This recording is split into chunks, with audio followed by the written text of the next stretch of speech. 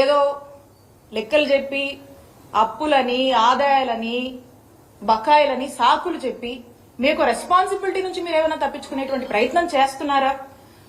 ఆరోగ్యశ్రీ సంబంధించి వాటి యొక్క బిల్స్ కి సంబంధించి ఈ సాకులు చెప్పి మీరు ప్రజల్ని ఏమన్నా ఒక ఆందోళన పరిస్థితిలో ఉంచేటువంటి ఒక ప్రయత్నం చేస్తున్నారా? లేకపోతే ఏంటి మీరు చెప్పాలనుకుంటుంది? ఈ బిల్స్ పట్ల మీ స్టాండ్ ఏంటి? ఈ బిల్స్ అనేది మీ బాధ్యత. ఇది కంటిన్యూస్ రికరింగ్ సైకిల్ అని చెప్పి మీకు గుర్తు చేస్తా ఉన్నాం.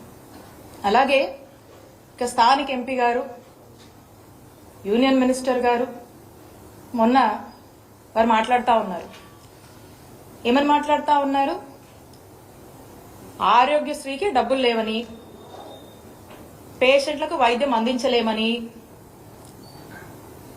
నెట్వర్క్ హాస్పిటల్కి డబ్బులు ఇవ్వలేమని, అందరూ ఆయుష్మాన్ భారత్ కార్డులు తీసుకోవాలని చెప్పి వారు మాట్లాడుతూ ఉన్నారు. అసలు ఇక్కడ నాకు ఒక అనుమానం అనిపిస్తా ఉంది. కూటమి ప్రభుత్వంలోని ముఖ్యమంత్రి చంద్రబాబు నాయుడు గారు ఏమైనా వారి మనస్సులో ఉన్నటువంటి మాటల్ని మరి ఈ మంత్రుల ద్వారా ఏమన్నా ఎక్స్ప్రెస్ చేయిస్తున్నారా అనేటువంటి అనుమానం కూడా మాకు కలుగుతా ఉంది. ఏమని? హెల్త్ వాళ్ళకంత ప్రయారిటీ కాదని, మరి ఆరోగ్యశ్రీని ఏమైనా వైండప్ చేస్తున్నారనేటువంటి ఒక అనుమానం కూడా మనకు కలుగుతా ఉంది.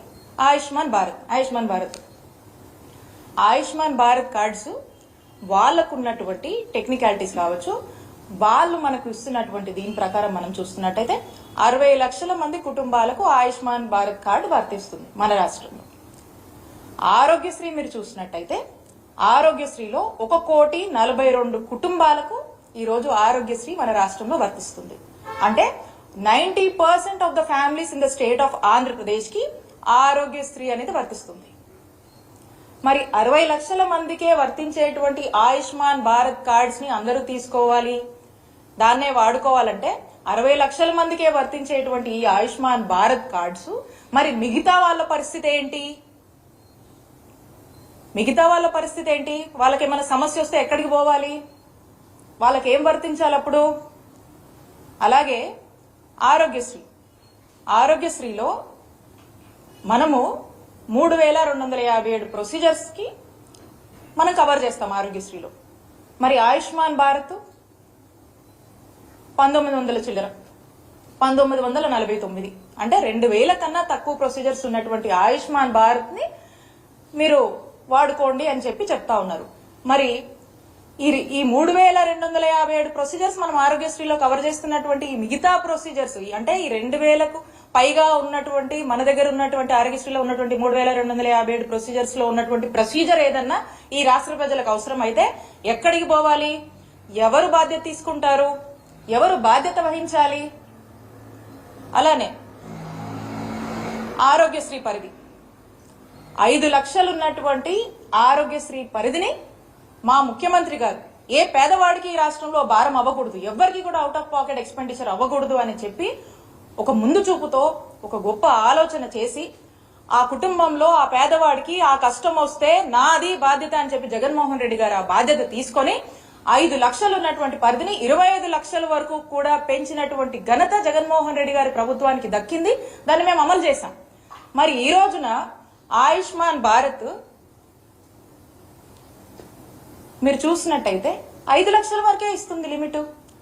మరి ఏదైనా ఒక ప్రజలకి ఆ ప్రొసీజర్ కి లిమిట్ ఎక్సీడ్ అయితే 5 లక్షల కన్నా మించి ఎక్సీడ్ అయితే ఎక్కడికి పోవాలి? ఎవరిని అడగాలి? ఎవరు బాధ్యత తీసుకుంటారు?